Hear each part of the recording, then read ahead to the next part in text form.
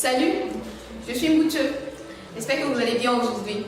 Dans la vidéo précédente, nous avons présenté les 4 lois spirituelles jusqu'à la page 8. Aujourd'hui, dans cette vidéo, il sera question de vous présenter, de vous montrer comment faire face aux différentes questions contenues à la page 9. La page 9 des 4 lois spirituelles présente 2 images et 2 questions. La première image concerne la vie dirigée par soi-même. Jésus-Christ est en dehors de cette vie. L'homme est lui-même sur le trône de sa vie. Il dirige lui-même tous les aspects de sa vie.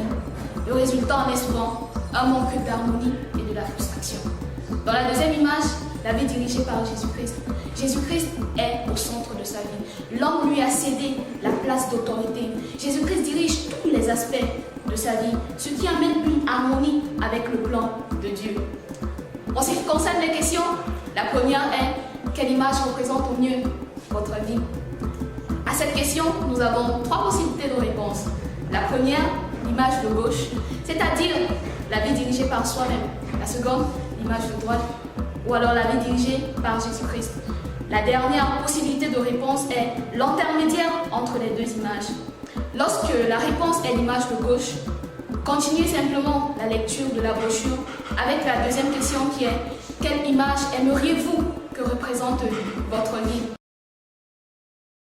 Ok René, à l'écoute de ces 2 types de personnes, quelle image représente au mieux votre vie? L'image de gauche. Quelle image aimeriez-vous que représente votre vie? L'image de droite. La suite explique comment vous pouvez accepter Jésus-Christ. Si la réponse est l'image de droite, c'est-à-dire que la vie de cette personne est dirigée par Jésus-Christ, dites super! Permettez que nous continuions la lecture de la brochure pour que vous sachiez comment la partager avec quelqu'un d'autre. Alors, René, à la lecture de la description de ces 2 images, quelle image représente le mieux votre vie? L'image de droite. C'est super. Permettez que nous continuions la lecture de la brochure afin que vous sachiez la partager avec quelqu'un d'autre. Okay? Si la réponse est l'intermédiaire entre les 2 images, c'est simple. Vous continuez la lecture de la brochure avec la deuxième question: quelle image aimeriez-vous que représente votre vie? À cette question, nous avons 2 possibilités de réponse. La première est l'image de gauche, ou alors la deuxième, l'image de droite. Si la réponse est l'image de gauche, dites à cette personne: d'accord, il se peut qu'un jour vous aimeriez accepter Jésus-Christ dans votre vie. Permettez que je vous montre comment procéder lorsque ce jour arrivera.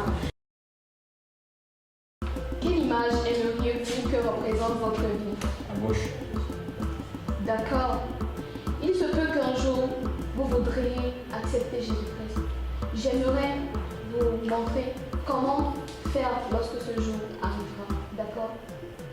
Si la réponse à la question est l'image de droite, alors continuez la lecture de la brochure simplement parce que la suite explique comment vous pouvez recevoir Jésus-Christ dans votre vie.